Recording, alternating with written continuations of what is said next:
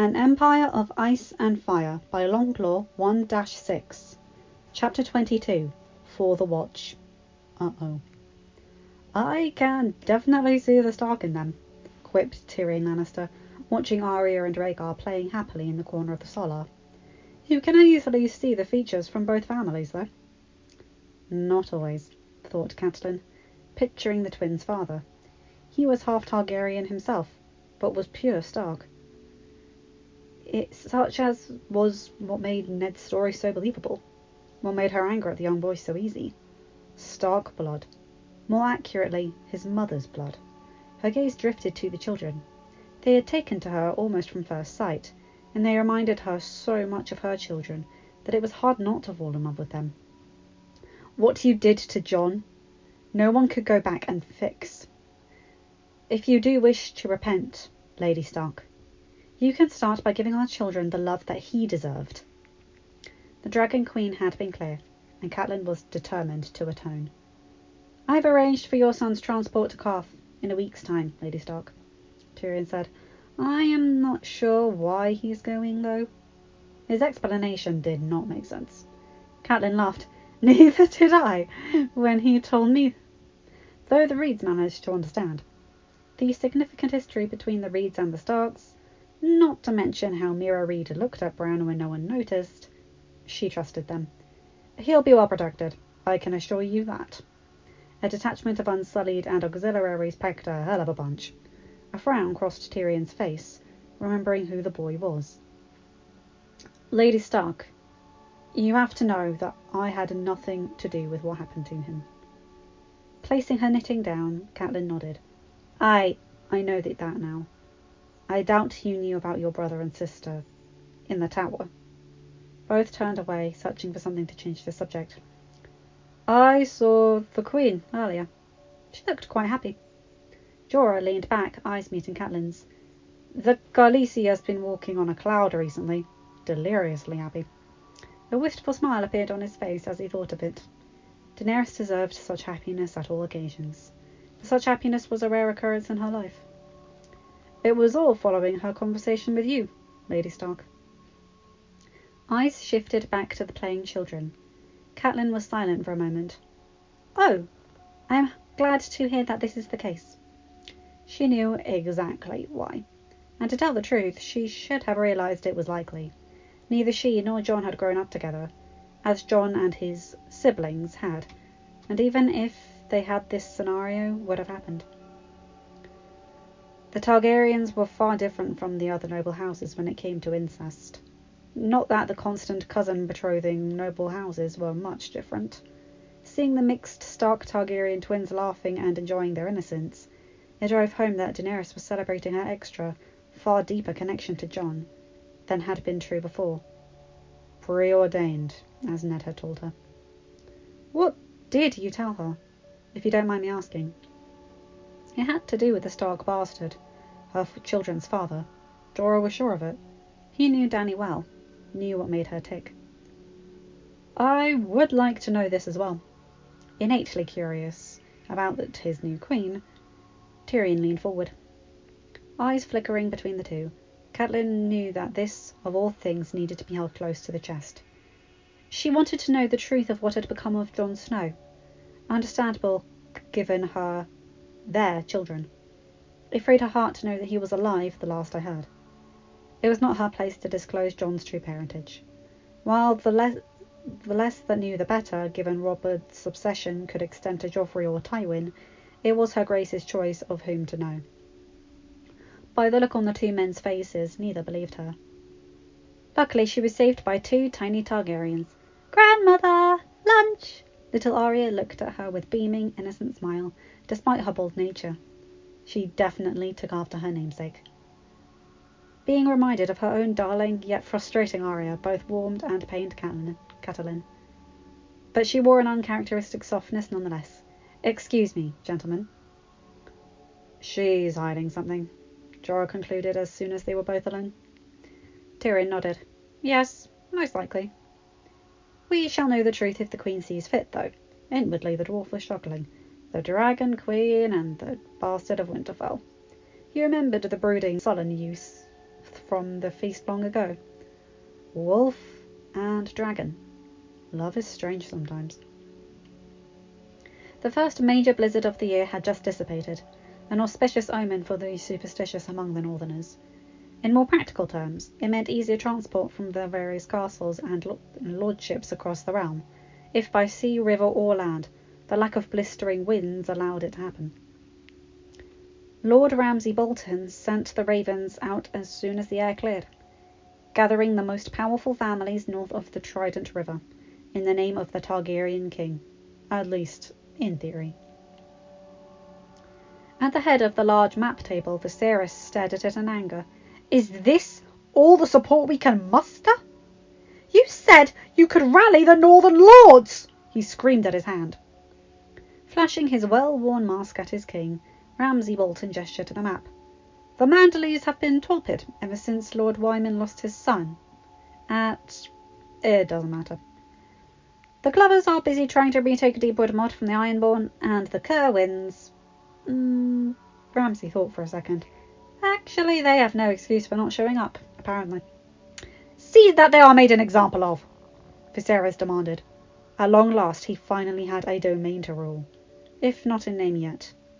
He wouldn't let the disobedient lords or the usurper's dogs make him out to be a fool. His loyal hand would see that his will was carried out. Said quote-unquote loyal hand grinned. "It shall be done, your grace." Even still, their forces were largely decimated in the War of the Four Kings. My armies and those of Lord Umber and Lord Karstark hold the best forces the North has to offer. The 7,000 in total are augmented by the Frey armies. Attention turned to Walder Frey's party, having journeyed from the Twins. "While I may have to keep several thousand remaining in the south to protect against incursions or uprisings, the combined armies of the Riverlands are a healthy 9,000 strong. This includes other loyal families." Awed and sharp, he disguised his contempt for the king as mere elderly cankerdness. Had Ramsay not loved a challenge, he'd have envied him. "Very good. I trust we can assault the Lannister swine quite soon then?" The room was silent. "Your Grace," began Ramsay, "I have reason to believe that Robb Stark is alive." "What?" Viserys took it more calmly than expected. "Well, where is he?" "North at Castle Black, a personal guest of Lord Commander Jon Snow." For some reason, the mention of the Stark bastard set him off. "Jon Snow is still alive? Kill him! I want him dead! I command it!" Interesting. Ramsay was curious as to the enraged reaction, but would investigate later. "I have conceived of a special plan to deal with the Starks, your grace. In case primary plans go awry, rest assured they will die." "See to it then." Without another word, Viserys stormed out of the hall. As soon as the red-black cloaked wannabe king exited the map room, small John Umber let out a snort. "And I thought your father was an asshole, Bolton." A greenish loogie spat from his mouth to where Viserys had sat. "Takes every bit of my willpower not to bash his teeth in." The patented twisted grin of Ramsay's curved onto his face. "As satisfying as that would be, Lord Umber, you mustn't." And to the king in all but name, he took the dispositions of on the ground. Jon Snow, Robb Stark, and the Night's Watch will be dealt with soon. So aside from the wildling invaders in the north, who are of no real threat, our forces are prepared to take the fight to the rest of Westeros. We are in no shape to fight this season Lannister armies, countered a Black Warder. "The rebellion by the Blackfish already threatens our hold on River Run." He swallowed, knowing that it was his task to keep the ancestral home of the House Tully out of the hands of Catelyn Stark's uncle. Lord Baelish could procure us the Knights of the Vale. He can't be seen consorting openly with the Targaryens, countered Ramsay. It would threaten his position at King Joffrey's side.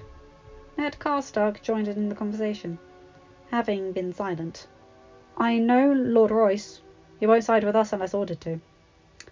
"Then we're doomed to failure." "Shut up!" Ramsay was so close to losing his temper, but it retreated back into his grin. He'd expend the stress later, with Miranda and some unfortunate soul. Perhaps another time with Sansa. Keep her broken. The possibilities were endless, and he greatly enjoyed what he'd do when he finally had his hands on the Targaryen Dragon Queen. The strongest are the most fun to break, as he always thought. Joffrey, from what I know, is a fickle fool, easily distracted. Ramsay looked over all the men. He'll end up going on some goose chase for his special project. Once he's distracted, we will strike. A glass was raised.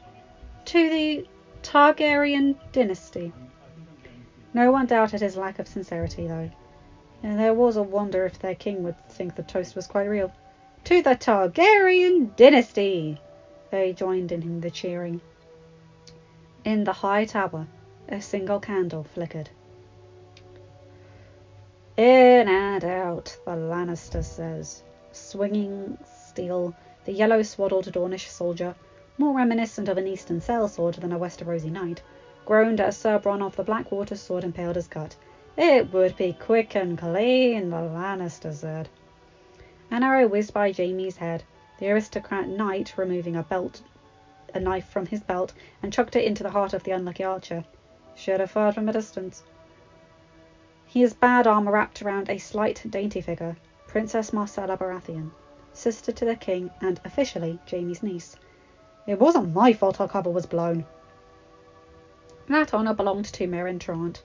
Bronn and Jaime were just about to bluff their way past a guard checkpoint out of the inner palace, only for the hulking psychopath to embed his sword through a guard captain's midsection. Thank you, arseface, the hero of Blackwater Bay sneered. Now all the fucking Sunspear is after us. He dodged another arrow, this one from afar. The three of them managed to sneak into Sunspear quite easily. Only for an unfortunate experience with a patrol on the outskirts, Jaime managed to hold his own despite the missing hand, which was a boost in his confidence, even if not close to his former skill, marred the infiltration. Getting his daughter away from Prince Tristane's sweets was child's play. Now, though, Oberyn Martell was leading the entire princely guard battalion after the trio. Hold on, sweetling, he remarked Jaime to his daughter. We're almost there. I'm scared, uncle. Couldn't I have stayed with my betrothed? The young girl was quite sheltered, for which Jaime thanked the gods. Not up to us, dearie, quipped Bronn, cutting down another Dornish guard. Blame dear old mummy. Breaking down a door, the sound of crashing waves filled them with relief, only for it to sour immediately. Standing right on the dock, drawing scared and nervous looks from the small folk rowers on the small boat, was Oberyn Martell, the famed Red Viper. Clutching his hand was a golden royal spear, a scowl on his face. Well, well, Jaime Lannister is in my grasp, he chuckled. I would have much rather had your father, or Sir Gregor, but he will do nicely. Get behind me, Jaime whispered harshly to Marcella. The scared blonde nodded, face an ashen white. Just let us go, Oberyn. We don't have any quarrel with you. We just want to get my niece back to the capital where she belongs. He, Bronn and Trant readied their swords, the former two wishing Oberyn would stand down while the latter looked eager to spill his blood. She belongs with her intended, but that is of no concern to me. He shrugged out of his cloak, tunic trimmed to his athletic body. 20 years ago, your father had the mountain rape my sister, and then kill her and her children. I feel that justice is overdue, and I will not let such a chance at justice slip through my fingers. Leaping into the air, he spun sideways and lunged straight at Jaime. The Prince of Dawn, despite being outnumbered 3-1, fought like a man possessed, fluid in his movements, a dancer matched with his skills for brawlers. For every glancing wound received, he inflicted 4 slicing assaults, sending Trant to the ground and Bronn into the water, where he struggled to swim towards the reachable sides of the boat. Jaime, the main target of his rage, fought as well as he could with one good arm, but a feint to his left allowed the Red Viper to use his shaft to trip his legs. The Kingslayer collapsed onto the wooden jetty, sword falling from his hand. Twirling spears, Jaime spat at Jaime's prone face. Oberyn spat at Jaime's prone form, ignoring the cries from Marcella. Your father had my sister raped and killed her children. I hope he remembers her name when I send him his son's head in a basket. He raised the spear, a grin of triumph on his lips. In his smugness, he did not pay attention to Jaime's bad hand, or its gold prosthetic. Lashing out, the heavy metal slammed into Oberyn's foot. Pained screams joined with crunching bone as he fell to the ground. Beside him, Merentrant rose to his feet with a sword in his hand. Jaime's eyes blinked away the pain of his earlier wounds, only to widen in horror. No! Too late, with a snarl, Trant thrust a sword right into Oberyn's face. The handsome visage of that charmed many a woman out of her dress, and many a man out of his breeches, was no more. A mere gaping mass of bone, blood, and brains. Dead. A fate that Jaime would have killed to prevent. As soon as their boat escaped the jetty, Jaime and Bronn both grabbed Trant and slammed him into the bottom of the boat. What the fuck was that? What the fuck did you do? Little bitch in my way, he hissed through Bronn's hands around his throat. Do you know what you've just done, you sadistic half-wit? You didn't kill some small folk or a sword teacher from Essos. That was the fucking Prince Oberyn of Dorne. Frantic punches did not dislodge Bronn's grasp. Your moron brain will bring Dorne to war with us. The Kingslayer grasped his friend's shoulder.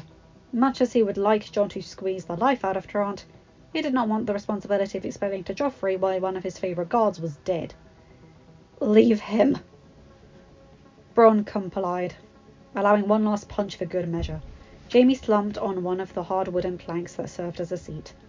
The exhaustion of a near-constant thrill ride, both from the 2 days sneaking into the palace and a mad dash out of the palace before the sun could move a mere inch in the sky, had finally crept up to him. Breathing deep, he heard the soft sobs behind him. Uncle Jaime! It was Marcella, fear and trauma overwhelming her. Paternal instinct overcoming him, Jaime pulled her into his embrace. Did I cause this? Gently stroking her hair. Jaime let her shaking subside. Not at all, sweetling. Not at all. She was innocent in this. Perhaps one of the only few left in this world that could claim that title. Well, at least I got to sample some of the best woman Dorne has to offer. Jaime scowled. Leave it to Bronn to ruin the moment. On shore, Ilaria Sand, flanked by a troop of guards, came upon the still body. Screaming to the heavens, she fell to her knees and cradled her lover's corpse in her arms. The still pooling blood now soaking her gossamer silks ignored. In her mind, a desire for revenge developed, one that would tear Dorne apart and have effects far beyond the sandy soil of the southernmost realm in the Seven Kingdoms. Is that the last of them? Looking to her left, Marjorie watched as Jon and a very handsome-looking Robb walked towards her.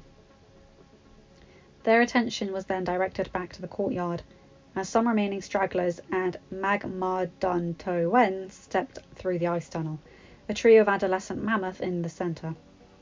A grunt from Mag the Mighty alerted his comrade, Wag Wen Wun Don Won, outside the gate to Castle Black.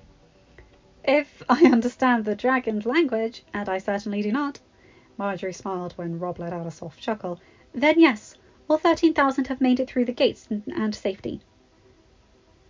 Jon nodded. Good. He looked towards the winch lift. Ollie, tell them to close the gate. An eye glanced to the other side of the castle, where Thorne and his group clustered. They don't look happy. Fuck 'em. Robb resisted the urge to spit in their direction. We all saw the army of the dead. He didn't.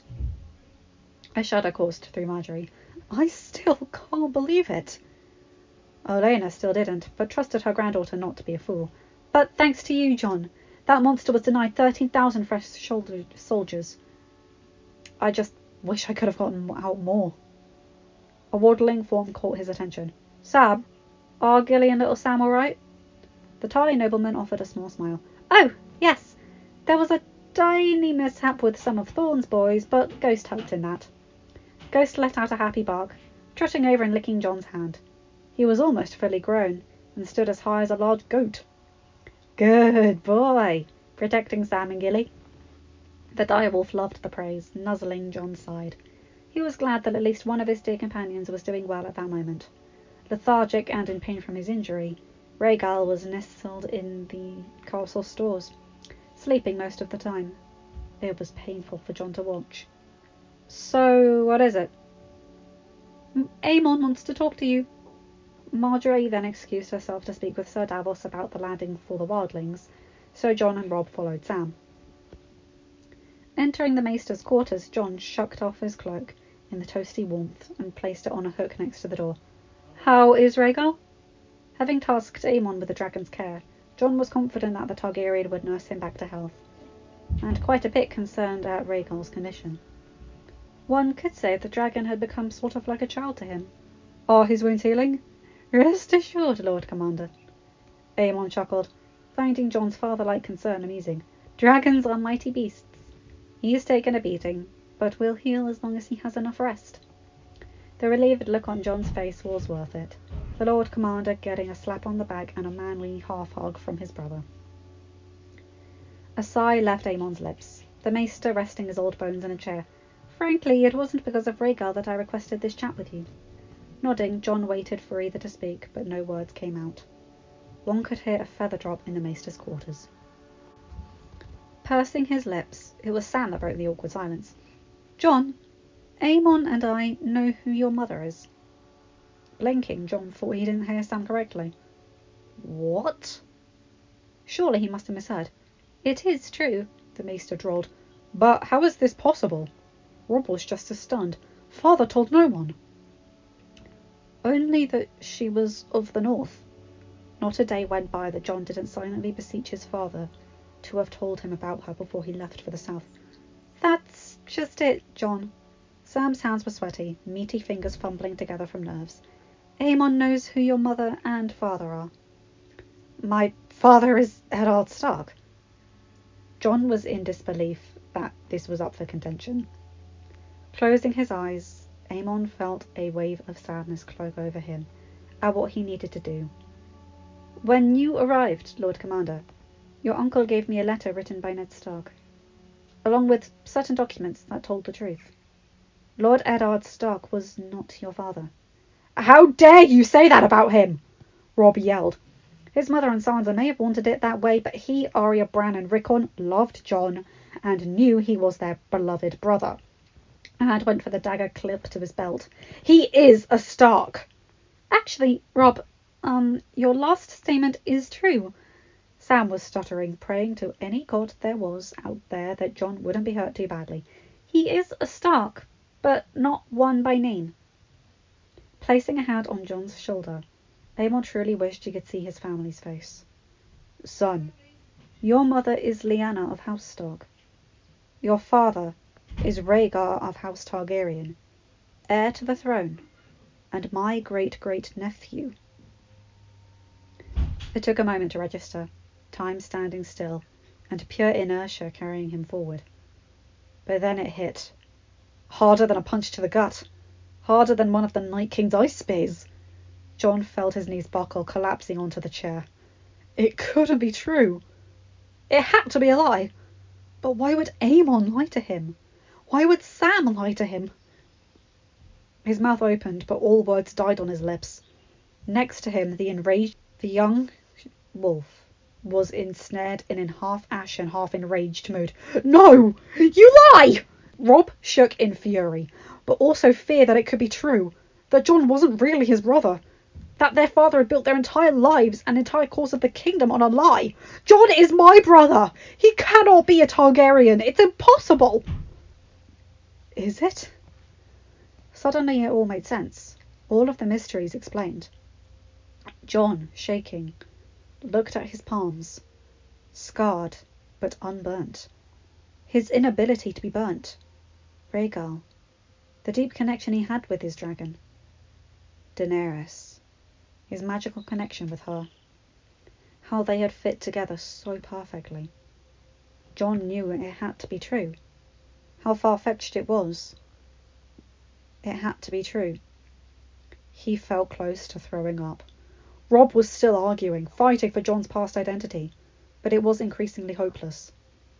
Even he was realizing what had to be the truth. "I saw the documents that Benjen Stark gave Maester Aemon." Sam related. I saw his unburnt hand long ago. We all saw him with Rhaegal. Jon is Jaehaerys Targaryen, son of Crown Prince and Lyanna Stark. There was no kidnapping or rape. They were married. Jon is their true-born son. Father could not have lied to us. He was too honourable for that. Had the Baratheon spies learned of this, Aemon stated, voice weary with fatigue and emotion, Jon would have been killed with the same brutality as Rhaegar's other children. He stared at Robb, then at Jon. Your father, Ned Stark, took on this responsibility. He was more honourable than any reputation could have foretold. What honour? He fucking lied! Lied to Mother, to me, to all of us! The pressure, the vice constricting his heart, grew to be too much. Jon bolted out of his chair, hand over his chest. I need to be alone.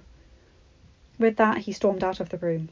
Ghost whined at his pain, but the door slammed shut before the direwolf could follow. Jon! Cried Robb, heart clenching for his brother. He attempted to follow, but was stopped by the gnarled fingers of Maester Aemond. Let him be for now, young wolf. He needs time to process this. The former king of the north collapsed into his chair. I still can't believe this. For his entire life, Jon had wanted to be like him, the true-born son of Ned Stark. Only now the dream was impossible. Only to be replaced by a heritage far more illustrious. True king of the 7 kingdoms. Oh, father, why didn't you tell him? No response was forthcoming. Swinging at the saddle atop the horse, Theon turned to look at his childhood companion. Sansa, I can't stay here. I belong at home. Theon! All the anger at him for his betrayal, for the sack of Winterfell, hadn't truly gone away. He had saved her. It was Theon that deceived Miranda. When she and Brienne had nearly been trapped by unsuspecting Bolton bannermen, Theon had distracted them and allowed her and Podrick to hit them from the flank. She owed him her life, and he was essentially family. The only family she had left since leaving her mother, and watching Littlefinger chuck her aunt out of the moon door. I cannot thank you enough. Please, stay safe. He offered her a weak smile, the first he had since being taken prisoner. Watching the fallen Greyjoy ride off, Sansa felt Brienne walk up next to her. So, if we ride most of the day, we should be in White Harbour in 2 weeks. Then we can obtain a ship to Slaver's Bay, quite easily with the coin you stole from Winterfell. We can't go to White Harbour. Voice pallid and emotionless, the memories of Ramsay's pleasure still haunting her subconscious. Sansa turned to her woman-at-arms. There are only 2 choices for where to go, given the current feelings towards the Starks. The vast majority of the world either wanted them dead or feared their presence would lead to death. Ramsay hadn't said it outright, but the lack of any familiar face aside from Theon hammered it home. Anywhere populated in the north will kill us to curry favour with Ramsay and Viserys. The Lady Knight narrowed her eyes, pondering the truth of Sansa's statements. Which do you fear more? A valid question, one a bit complex. Ramsay. She shut her eyes, willing the pain to subside. He is evil, but smart. Viserys is an idiot, but ill-tempered and thuggish. If anyone was to do something brash and stupid, it is him. He is the more dangerous in the short term. It had been pure chaos since the news that had come that Dawn was mired in civil war, with the killing of Prince Oberyn by the Lannisters. His widow had launched a coup and killed the ruler. Now she and her hardliners were battling the Loyalists, led by Prince Trystane, who were soon to be joined by the Lannister army marching down from the Reach. King's Landing distracted, Viserys had emerged and proclaimed himself king, along with the North and the Riverlands behind him. In all the hustle and bustle of preparing everything, they had escaped. The power-hungry Viserys wouldn't like any complications. Sansa remembered how he had beaten her for an offhand comment, one Ramsay would have shrugged off. He was more brutal, but was discreet about it. Brienne remembered the conversation they had between himself, Ramsay, and Lord Karstark. He means to kill you as soon as he betrays the Lannisters and takes the throne. I overheard him. planning to take Viserys Targaryen's sister as his queen once the Mad Prince is on the Iron Throne. Daenerys Targaryen. Jon's love. Sansa nodded, the creamy skill of her face blank in acceptance. And he'll kill Viserys soon after, leaving him as king. Finding that royal fool was the best thing that could have happened to Ramsay. Made him a player for a much greater game. Heading to White Harbour, though offering the greatest safety if they escaped to Slaver's Bay and Jon's lover, was impossible. Ramsay would have soldiers everywhere. The only other option is to the north. Castle Black. Aye, to my brother. My son. If you are reading this, then I am not on this earth anymore, and either Benjen or Aemon have told you the truth about your heritage. After all that happened in Essos, all that has happened and come to light about the Seven Kingdoms, I would have told you myself if I had had the chance. I would have told you and begged you for your forgiveness. For this and letting you live in unhappiness and illegitimacy because of a lie. Know that I only had what was best for you in my heart. Tears welled in his eyes. Jon wiped them away to avoid staining the old parchment. Even long dead, it seemed as if Eddard Stark was speaking to him through the words. Why, father? Why didn't you tell me? But could he still call Ned Stark his father? Wasn't he his uncle instead? Fresh tears formed and blurred his vision once more. He wished he wasn't weak. But on this he couldn't help the onslaught of emotion. It was worse than the army of the dead. Blinking, he read on.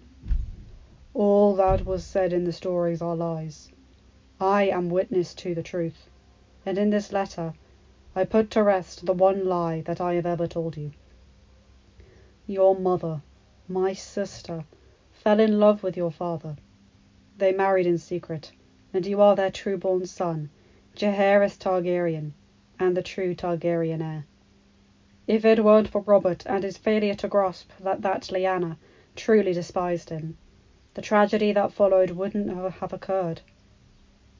Jon, I wish you did not have to grow up as a bastard, but the stain on my honour and the pain you endured allowed you to live.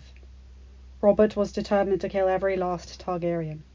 Your half-sister and brother were killed as mere children as a result, and Daenerys and her brother forced to live on the run in Essos. I hated that I did this to you, but you deserved life. The great Eddard Stark, honourable even when cunning and deceit would have helped him, had one stain on his honour, laying with a woman not his wife, fathering a bastard. He had endured all that shame to protect his sister, his nephew, holding the oath sworn before the old gods and the new. Even in his moment of great pain, Jon couldn't feel anger towards his father. He had sacrificed so much, all for Jon and his sister, the child that he loved as a father would, and the sister he had loved as a caring brother would. Jon's mother.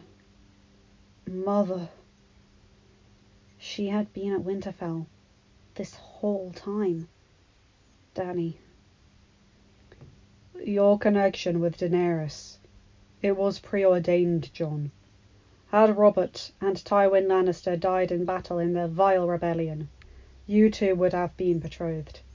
She is as much a natural queen as you are a natural king. I know that I taught you honour, and am proud that you are such an excellent student. But please, Jon, your mother told me on her deathbed that she fell in love with her dragon the moment she saw him. Looking at you in Essos, I realised the same about you. You take after her as much as you take after me and Rhaegar. Do not throw away what you have with her. Join with her and your loving siblings to restore this land to honour, to fulfil the prophecy. This is your destiny and your happiness. Know that I love you, son. I loved you from the moment I held you in my arms, and I know that your mother and father felt the same way. No matter what, you will always be Jon, my son. But remember who you are, and who you were born to be, and who you were born to be with. Eddard Stark, Lord of Winterfell, your ever-loving father. Letter dropping from his hand, the sheer weight of what he had been told hit him like a stampeding mammoth. All his life he had wanted to be a Stark, like his brothers and sisters. But to learn he was not even that. Not true. Half Stark, half Targaryen. A true-born Targaryen. Heir to the Seven Kingdoms. A greater claim than the Mad Prince and Daenerys. Dany. She wanted that crown. Fought cities and forged kingdoms to obtain it. Yet it mattered not. He was in line to rule. He didn't want it. "I do not want this!" he screamed to no one. He didn't even want to be Lord Commander, only thrust in this position because no one cared about the threat of the dead. And his love for her, for his aunt? How could Jon ever feel the same way when it was his love for her, his duty to keep his promises to her that drove him on? And deep down, Jon had come to terms with the fact that he viewed Daenerys no differently.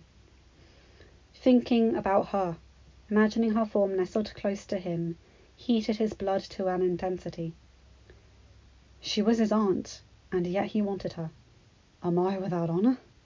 He thought, or was Ned correct? Was his father correct? Mother, he urged, looking up at the rafters. He finally knew who she was. Not a nameless, faceless image, but a real person. Please, I need someone. Anyone. What do I do?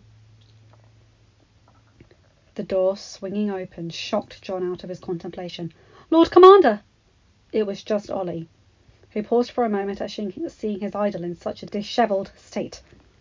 "One of the wildlings. He says he knows your Uncle Benjen, that he's still alive."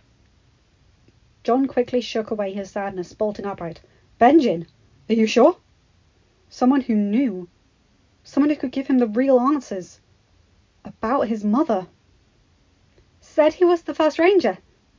Ollie smiled, glad that he could give the closest thing he had to a father these days some good news. "This way! Hurry!"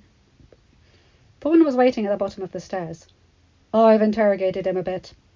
Says he saw Benjen about the time of the last full moon, near the ruins of Craster's. He could be lying," Jon replied, hoping he wasn't. Of all the stories he had heard about Lyanna Stark, he wanted to know about his mother from someone who knew her. My mother. "Where is he?" "Over there." Thorne pointed past a milling crowd of men. Jon pushed through them, only to stop in his tracks. A single burial cross, made of cheap wood, bathed in orange firelight. One word was scrawled onto it. Traitor. Realization washed over Jon. Mind sharp, it dawned on him exactly what was going on. The ruse, the bait, the betrayal. His command. His brothers betraying him and the watch turning. Ready to fight if need be. The sneering face of the first builder, Othel Wyrick, lunged at him before a searing pain engulfed his gut. First the wind knocked out of him, and then the pain. For the watch. Yarwick withdrew the knife. Looking over, the others gathered around, mostly just milling there. Only 3 others seemed to Jon to be participating.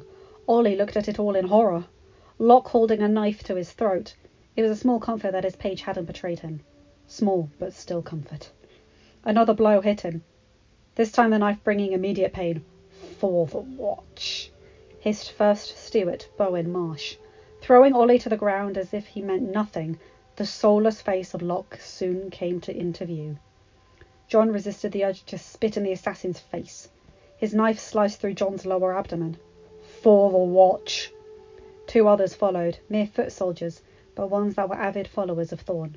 Their knives left Jon's abdomen a gutted mess, blood soaking his entire tunic. Weak, Jon fell to his knees. He wanted to let go. to give in to the sweet, painless bliss. You are a Stark. You are a Targaryen. A wolf did not give in. A dragon did not give in. And lastly came Thorn. A flat, satisfied look planted on his face. Triumph, but not arrogance. The satisfaction of a goal completed. Fighting the pain, not allowing a bit of anguish to cross his face. Jon averted his gaze to Ollie.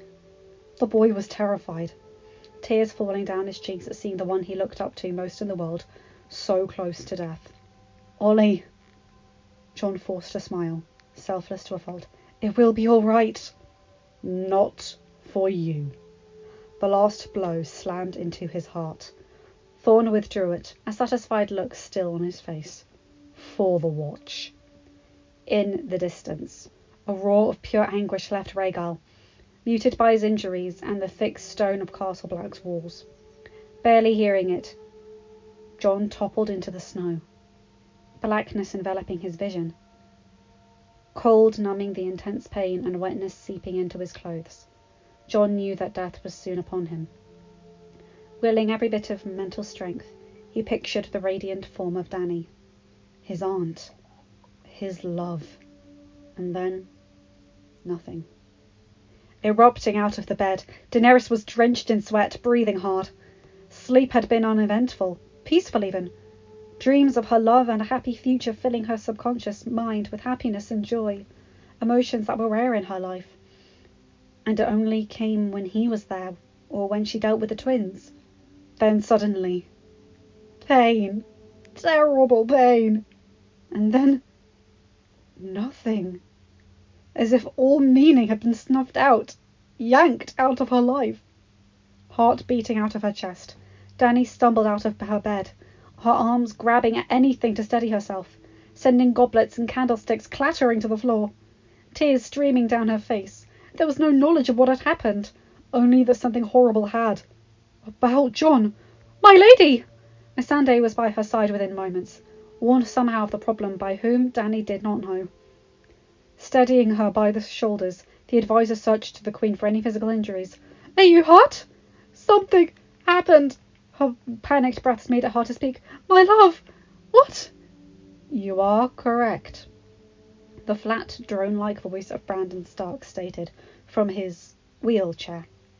Special Myronese invention that had been a gift from Dany to her love's brother. It is Jon. He has passed. Dany knew him to be correct. She just knew. The anguished screeches from the royal chambers echoed across the entire city. End of chapter. Hi guys! Hope you enjoyed that. Woof! Oh boy. There we go. Well, at least Ollie wasn't the one to do it this time. Poor Jon. Poor Dany. Oh boy. Well, at least we know he's coming back, and that's hardly even a spoiler anymore.